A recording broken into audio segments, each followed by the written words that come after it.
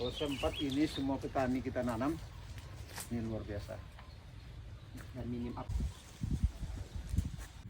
Baik, setelah penanaman tadi, nah ini yang paling penting lagi pemupukan dan pemeliharaan. Nah, ini yang penting, pemupukan sesuai dengan waktu, sesuai dengan takaran. Ini yang sangat penting. Begitu juga pemeliharaan. Pemeliharaan ini peringannya harus bersih, harus bersih. Ini kenapa tidak bersih? Karena yang tadi yang dipupuk hanya kates, tapi otomatis kates tadi kan langsung otomatis dia sawitnya terpupuk. Tapi alangkah lebih gila buahnya jika pemeliharaannya, piringannya dibersihkan dan dipupuk. Mungkin kalau buah tanaman 1 tahun, memang satu kilo per batang per 4 bulan. Nah karena ini tumpang sari cukup 0,5 kilo kalau pupuk kimia. Tapi alangkah lebih baiknya sekarang dengan pupuk yang mahal kita pakai pupuk organik. Tapi dengan catatan piringannya itu harus bersih. Piringannya harus bersih. Nah kalau tunasan ini memang masih belum bisa ditunas. Karena umur 1 tahun sampai umur 7 tahun ini memang pelepahnya 2 di bawah buah. 2 pelepah di bawah buah. Tapi kalau sudah 7 tahun ke atas itu memang pelepahnya 1 di bawah buah. Nah, ini yang harus dijaga. Ini yang harus dijaga. Harus dijaga piringan dan juga harus dijaga ketunasan. Ini yang sangat, bahkan bisa 4 kilo. Kalau kita melihat bibitnya ini bisa menghasilkan 4 kilo. 4 kilo. Jeda dulu. Bibit unggul, cara penanamannya baik, pemeliharaannya bagus, pemupukannya sesuai dengan waktu, sesuai dengan takaran.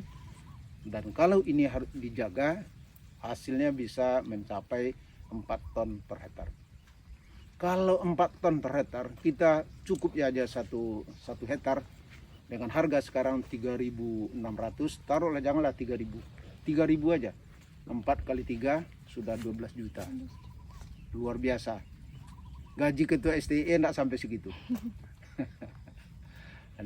Jadi ini kita harus memberikan sosialisasi dan pembinaan kepada masyarakat bagaimana cara memilih bibit yang unggul, bagaimana cara menanam yang baik, bagaimana cara pemupukan yang bagus, dan begitu juga alternatif pemupukan yang bagus, efisien, efektif.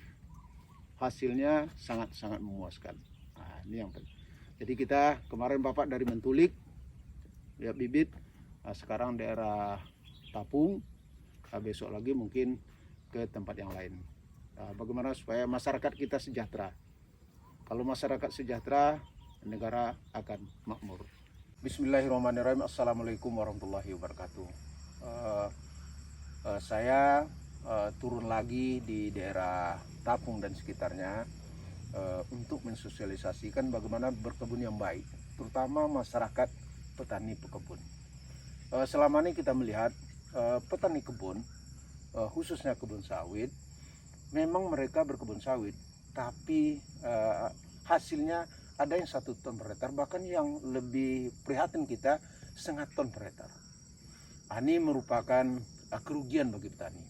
Nah, bagaimana sekarang masyarakat dengan harga sawit sekarang yang cukup bagus, memang pupuk juga ada kenaikan, tapi sebetulnya kalau bibitnya bagus, bibit unggul. Yang kedua, jarak tanam. Ini yang perlu diperhatikan. Jadi bibit unggul berpengaruh 40% terhadap produksi TBS. Yang kedua tadi jarak tanam. Jarak tanam sangat berpengaruh terhadap produksi TBS. Itu 40% pengaruhnya. 80% bibit unggul dan jarak tanam.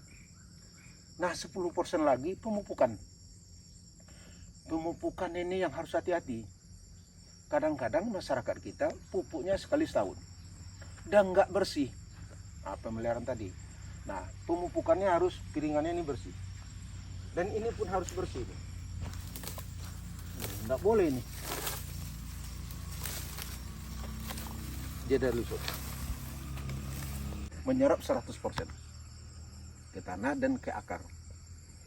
Nah, Nah, apalagi dengan sekarang dengan harga pupuk mahal, pupuk kimia, jangan terus memakai pupuk kimia. Alangkah lebih baiknya kita memakai pupuk organik. Pupuk organik di samping unsur tanah bagus, akarnya bisa bebas menjalar, berpengaruh terhadap batang, berpengaruh terhadap daun dan buah. Nah, ini harus diselang-seling. Itu pemupukan yang harus diperhatikan. Dan harus tepat waktu.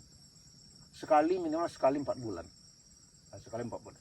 Kalau ini yang umurnya sudah hampir 8 tahun, nah ini harus 2 kilo per batang.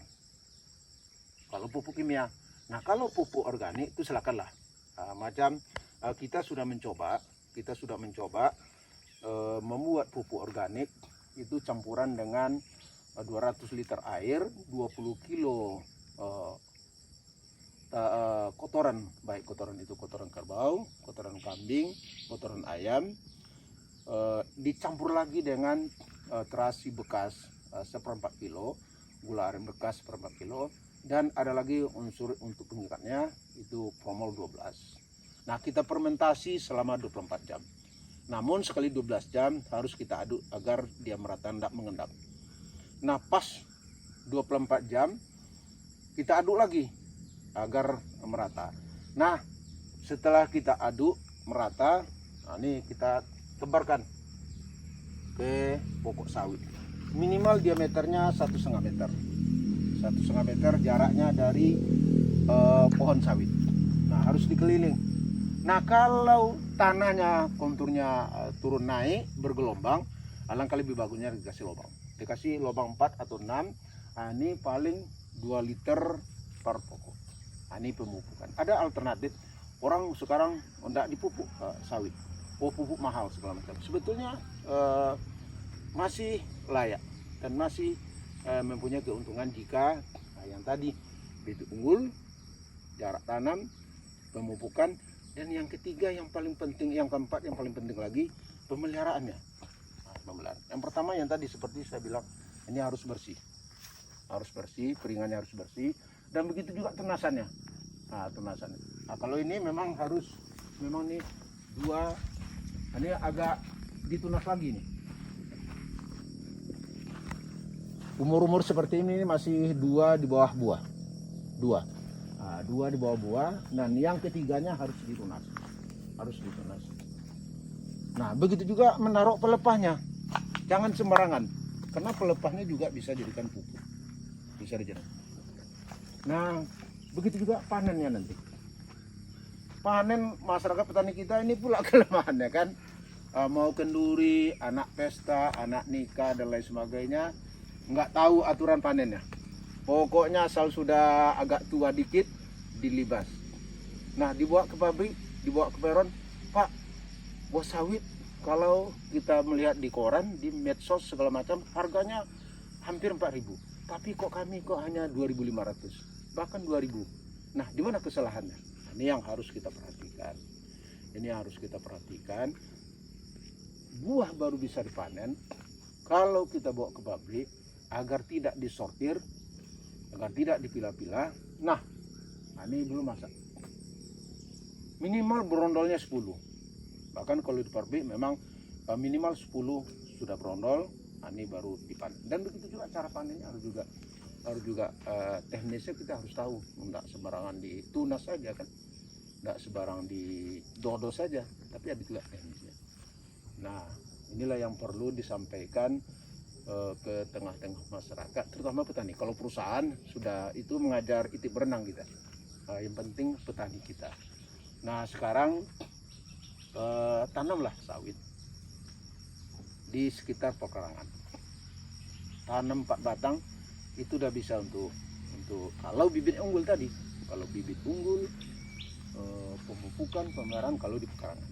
Tapi kalau kita berkebun 1 hektar atau 2 hektar atau lebih yang tadi, kalau produksinya bisa bagus, bahkan bisa mencapai 4 ton per hektar per bulan, bukan per panen ya, 4 ton per hektar per bulan.